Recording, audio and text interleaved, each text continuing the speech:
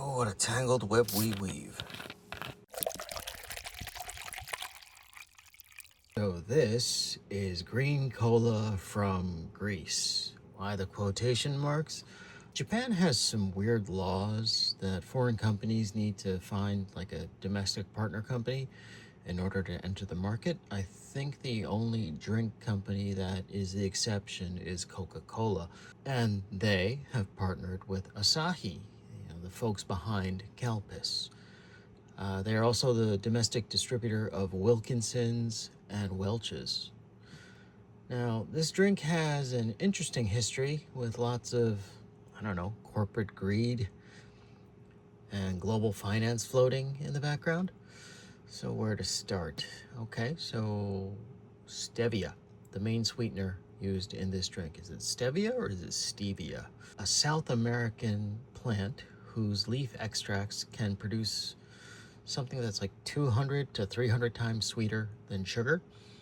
And because the human digestive system lacks the ability to metabolize it, it's classified as 0 calories. Apparently, it was discovered in 1899 by a Swiss botanist and was used as a sweetener in treats in both, Paraguay and Brazil for hundreds of years. And sometime in the 1990s, they tried to make it a food thing. But it was denied GRAS, generally regarded as safe status, by the FDA in the US. I can only assume it was because of the wonderful lobbying power of Big Sugar, considering it's not a plant indigenous to the US, and they wanted to protect their domestic farmers. It eventually got classified as a dietary supplement, meaning you can put it in pills or, like vitamins, I guess. But it was not considered a food additive. On the other side of the pond, the EU banned it as a food product in 1999. And they banned it because they couldn't prove it didn't have any adverse effects on humans. So they did a bunch of studies. And I think sometime around like 2008, they managed to get it approved. And it since has been sold as a sugar substitute under the brand names of Truvia and Purevia, which leads to this drink. It got started in Greece in 2011, still reeling from the aftermath of the 2008 financial crisis. And while there seems to be a lot of glossing over the actual catalyst of its idea and how they got it off the ground, there was a hope to create a green cola, something that tastes like cola with 0 calories, no sugar, no artificial substitutes, no preservatives, and caffeine derived from unroasted green coffee beans. Now, that being said, I think Asahi, the domestic bottler, is taking a lot of freedoms in terms of its ingredients.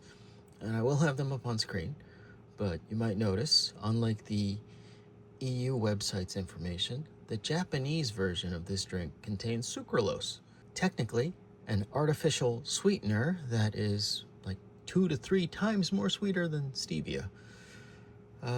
Still, it's 0 calorie. Let's take a crack at it, I guess.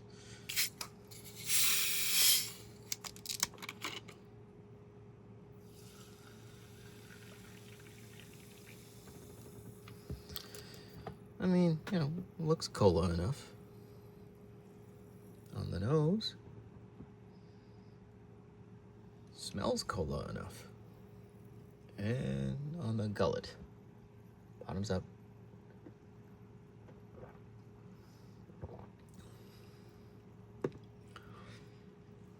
Okay, so this taste really reminds me of Coca-Cola's Zero, in the sense that it is hyper carbonated. If you can see in here, it's still bubbling away like crazy. So one way of covering up weird flavors is just carbonate it like crazy. If you've ever had a flat Coke, which doesn't taste very good, try a flat Coke Zero. It tastes really not good. In that sense, though, it's good. It's fine. It's kind of lying a little here. It says, sweet plant-based sweetener, stevia blend. Oh wait, they have the word blend in here. I guess that's how they cover up. Oh, by the way, I have sucralose in me.